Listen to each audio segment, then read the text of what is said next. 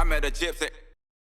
We're at that point now with our sport where a lot of things are happening. More money is coming in, more teams want in. The TV deal's bigger, the viewership numbers are up. There's more money.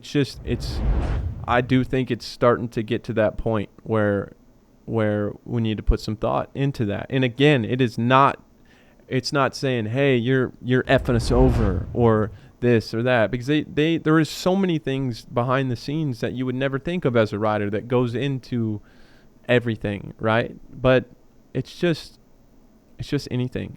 It's anything in life. It evolves, and you got to change with it. Yeah. The ultimate argument as well, because, I mean, I don't know how. Like, Chase Sexton almost made all 31 races. Well, I guess technically he did. That guy is built different. I mean, he is a unit. That is a crazy effort. Like, I did 28 in a row. 28 of them last year.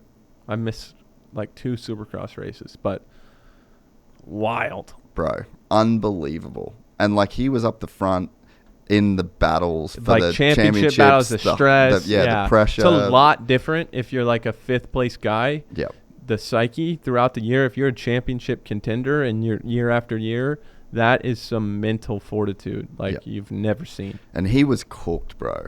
Cooked. Like, he rocks up to the press conference in shorts and fucking thongs. That to me is like, I'm over it, bro. I'm over it. Dude. You can't blame him. This is my 3rd podcast this week. I'm wearing Birkenstocks. All right? Yeah. Didn't even put shoes on today. I'm fucking it. You're not going to see my feet. I'm over it. Totally. That was Chase Sexton at a fucking press conference for a Supercross. Just being like, dude, I don't give a fuck. I'm out. And that's not what you want. No. Like, that to me, whatever you want to say as Feld, I get it. But I think it will make everything better. Like, it's not just going to make it better for the riders, and Feld's not going to get anything out of it, right? Like, we can find a way to work together and build, because the riders we're not just a bunch of dumbass clowns that ride in circles. Like, a lot of guys have a lot of common sense and intelligence when it comes to this stuff. I mean, all these guys have, I like to say, like, every one of those guys has a PhD in motocross, right?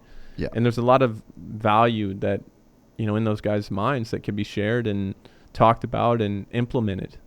And I think, if we all work together to do it, I don't see a downside to it. Yeah, and you're right. But there is, that being said, sorry to interrupt, there is a lot of little things behind the scenes that would have to happen. There's all these little things that, like we talked about, we could sit down with Dave and he would say, well, I hear you, but this, and that. So there's more to it than that, but just the general idea, we're on the right path. Yeah. Yeah, and I think you're right in that it does kind of feel like a bit of a critical point. Like, even, there's been so much talk recently of the whole Netflix thing maybe happening, and it's like, if that happens, we're in fucking trouble in a good way. Yeah.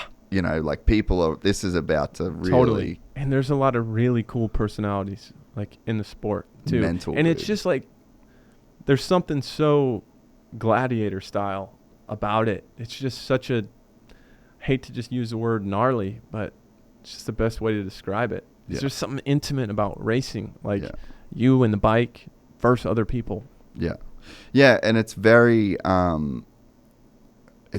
like... I don't even know. It's like visceral. You know what I mean? Like, when you know the risk, when you so I was watching the main events with Sean Strickland. So former middleweight UFC champion, right? So it's like, that dude knows what the fucking deal is. And even he was saying, it's wild to watch a sport where the fans are so for the athletes. He's like, in the UFC, there's just like, kill him, fuck him up. It's such a different vibe. And I'd never really thought about it, but my immediate reaction to it was that the majority of the fan base rides, the majority of the MMA fan base doesn't fight. Yeah. So there's a disconnect there. But because of that, we respect the consequences on a crazy level. Like, it's in me. I'm scared for guys at times, or you see somebody go down unbelievably hard, and like they're Faulkner, damn near running in the air to get back to their bike. Yeah. Like there was a kid on a 65 at Charlotte that just wadded his brains out, and he's sprinting back to his motorcycle. There's just something, you're just like, that's the shit.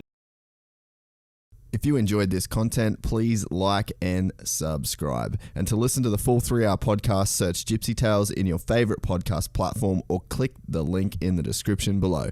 Gypsy Gang.